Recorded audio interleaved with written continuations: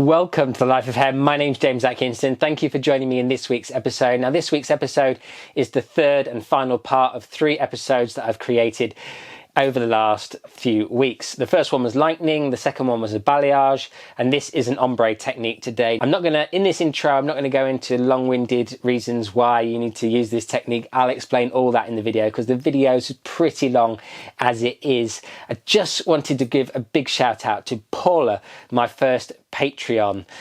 She has signed up to the $9 a month classes where we're going to host some live tutorial classes on Patreon. So Paula, thank you very much. It is massively appreciated. And I know some of you came back to me and said you were going to relook at where you're distributing your finances and try and get involved with some of the stuff we're doing over there. Even someone's got in touch about the $60 a month one where we can do some live one-to-one tutorials with her. So hopefully that all works out and I will get the Patreon underway and into full swing once I've got a few more people. I'm not going to say anything else about today's video. I just want to thank everybody who has subscribed, hit that thumbs up button, chatting to me down in the comments. It is wonderful to hear from you guys. I genuinely am overwhelmed by the levels of comments that come through these days. So it is massively appreciated, and I will see you all again next week for another episode of The Life of Hair. Okay, let's talk ombre over balayage. So you'll have seen last week's Wednesday's video where we talked about creating dimension in the hair. Now we're going to create an ombre where ombre is in the name. It's Spanish from dark to light. So we're going to follow the same principles that we did last week where we're going to go through and create a beautiful blend. Instead of using the parietal ridge as our main area to aim for, which we talked about last week, we're going to stretch the colour further down the head shape. Now this is important because we need the colour to transition from very dark to very light, or at least blend in nicely to the two colours. So whereas last week I went down and as I came off the parietal ridge I swept away, and we're coming down past the parietal ridge this time and then just brushing the product down the hair a bit further. So we've now come down the head approximately 6 inches in terms of length, if you like, travelling down. That is really important with the ombre. There's definitely more dark in there. So now what we do is we work our way through the entire head doing exactly the same thing. We are going to utilise that 6-inch root stretch all the way throughout the technique. Remembering to paint both sides of our section.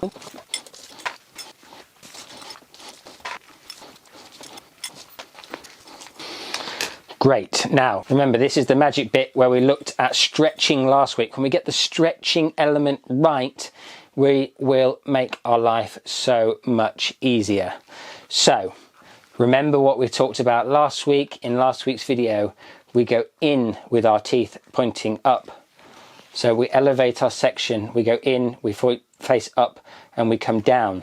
Where do we go in? We come in 50% of the way down the hair where we painted to. So if we've painted 6 inches of the way down the head, well, then we come in 3 inches of the way down, we angle our comb out and we comb it down.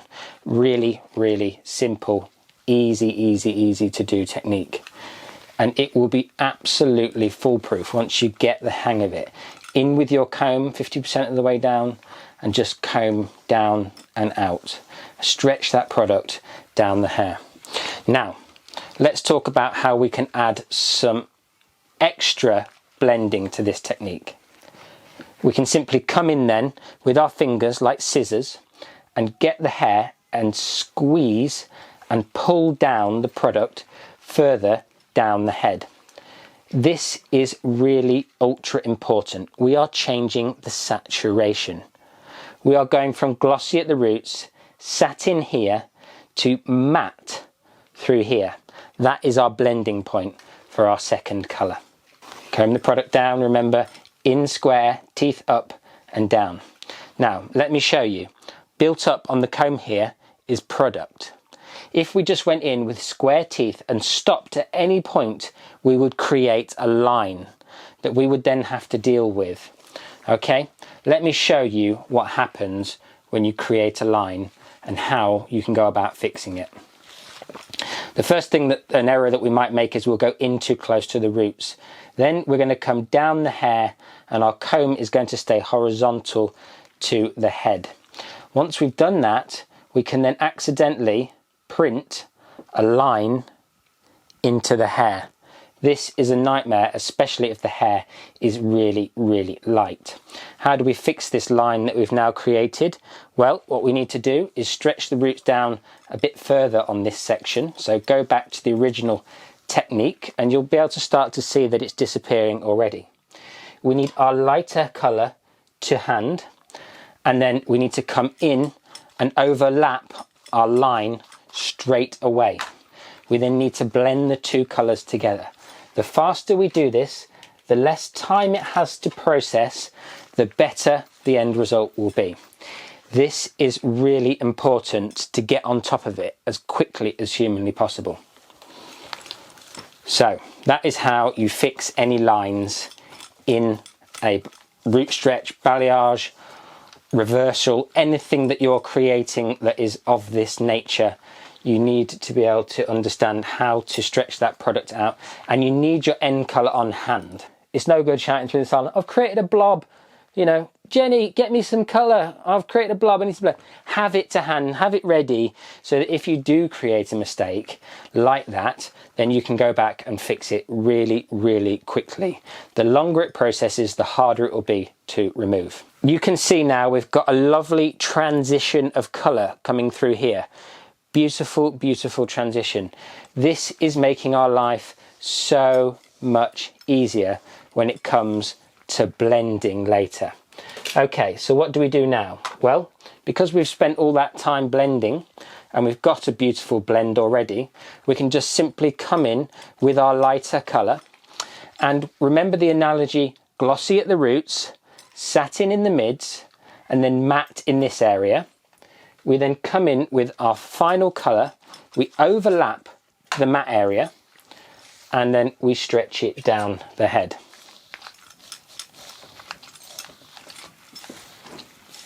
And this is beautifully simple and easy to do.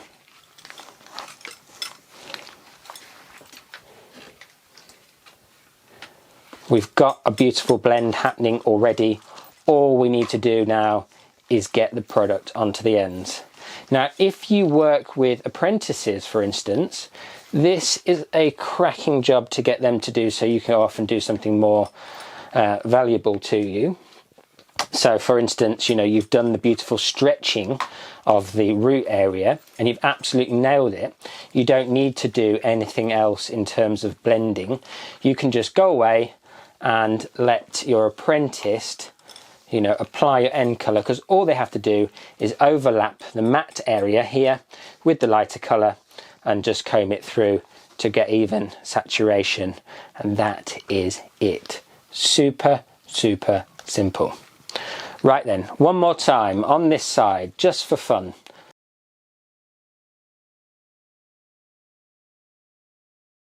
So remember, we're coming at least 1/3 of the way down the hair. It's really important to remember that, guys, because if you don't, it will be really, really hard to create an ombre effect. You'll create more of a root shadow, a very long root stretch, if you like, rather than a true ombre technique.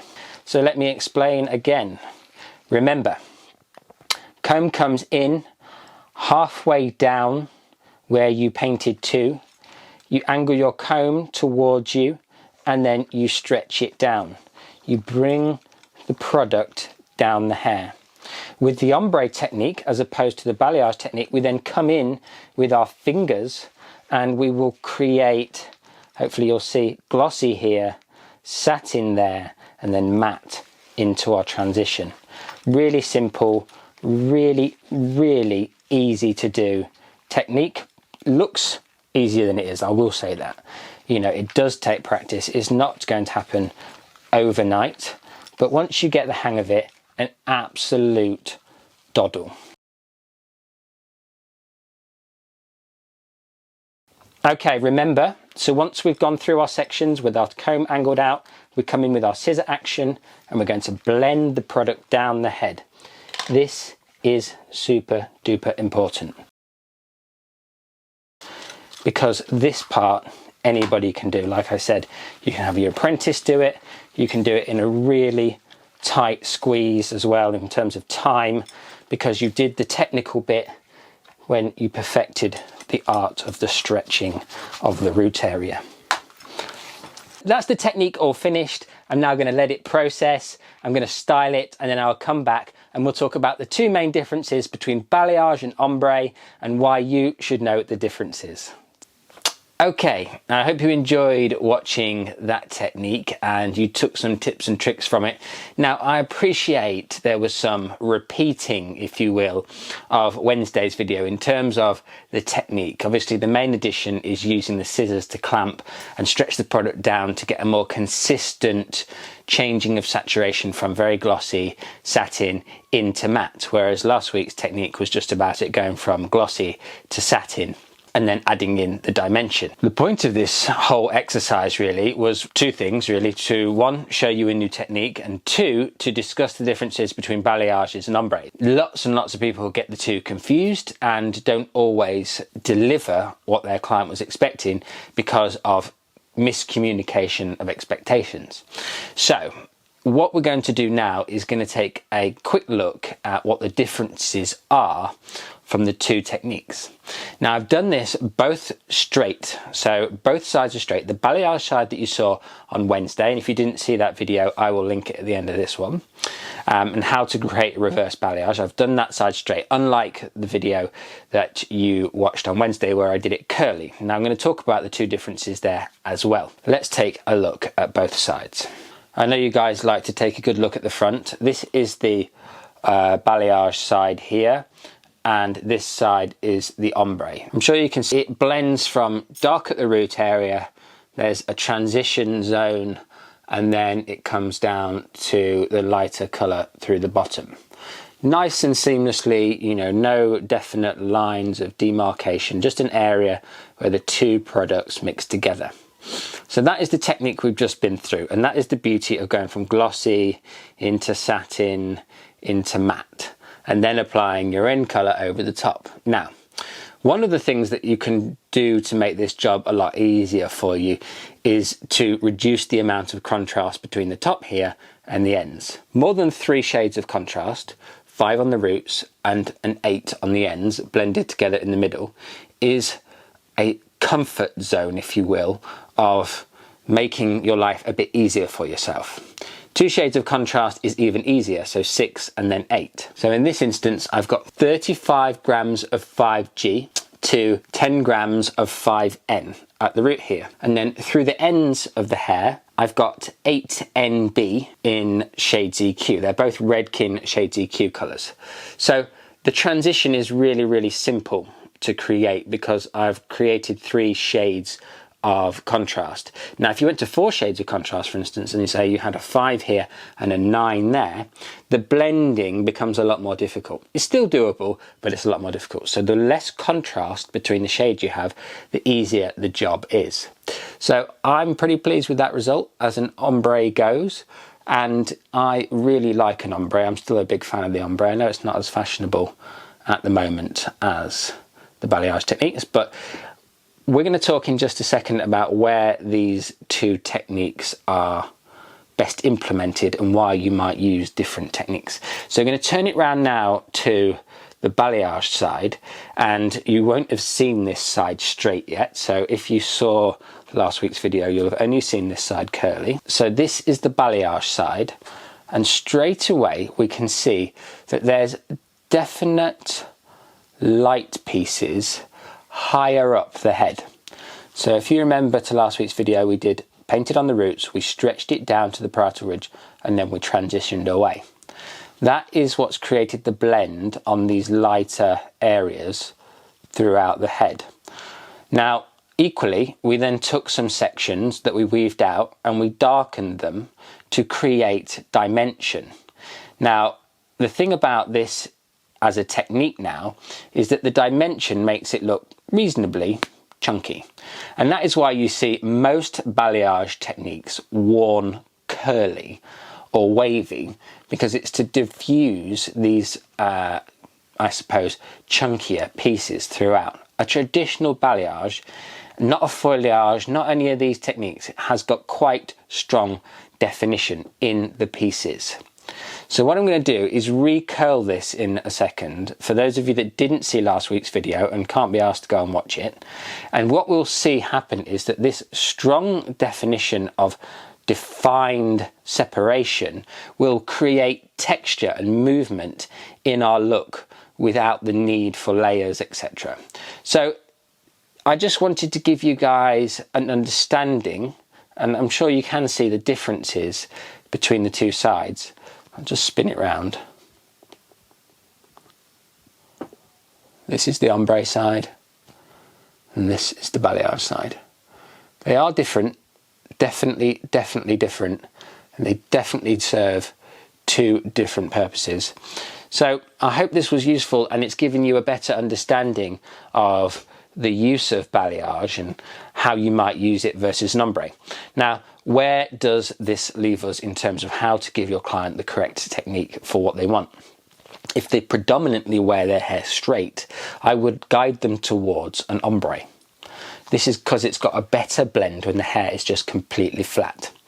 Now, if they wear their hair curly or they wave their hair every single day, then I would probably guide them towards a more balayage technique because it will create more dimension. There are circumstances where these rules don't apply. These are just the things that I recommend. You do whatever you want with your clients whenever you're with them. You can decide, but to have a little bit more background information, I think, is an extremely useful thing to have. And from my opinion as an educator and running my classes, these are some of the things that people are asking me all the time. James, how do you do this? James, how do you do that? So when do I use this? When do I use that? It's a really important part of understanding how to balayage and how to use these techniques. So I'm going to show you this curly now, just very quickly, just for those people that don't want to go back and watch the how to reverse a balayage or turn a blonde client into a balayage technique. Now also, just quickly, very quickly as well, at the end of this video, I just want to say, look, you can choose whatever colours you like. I've happened to use these colours because I'm at home in quarantine and these are the colours that I had kicking around in the house. You could use lighter colours and you could use darker colours. You decide. Remember, 3 shades of contrast is a safe zone, 2 shades of contrast is really easy, and 4 shades of contrast and higher is a very challenging technique to do.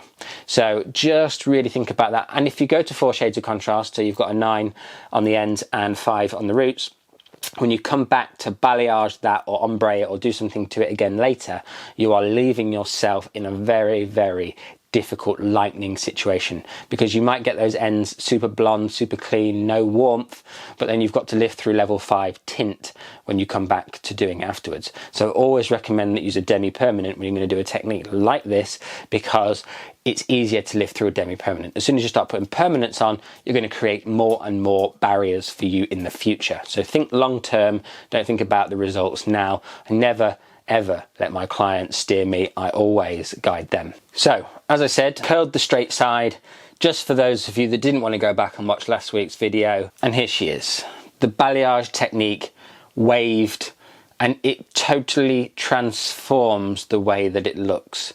And so it's really important, I think, for you guys to see that and understand that it doesn't need to be super curly, it just needs to be wavy, and it will completely transform the balayage and that technique. This is the ombre side, remember, always better on.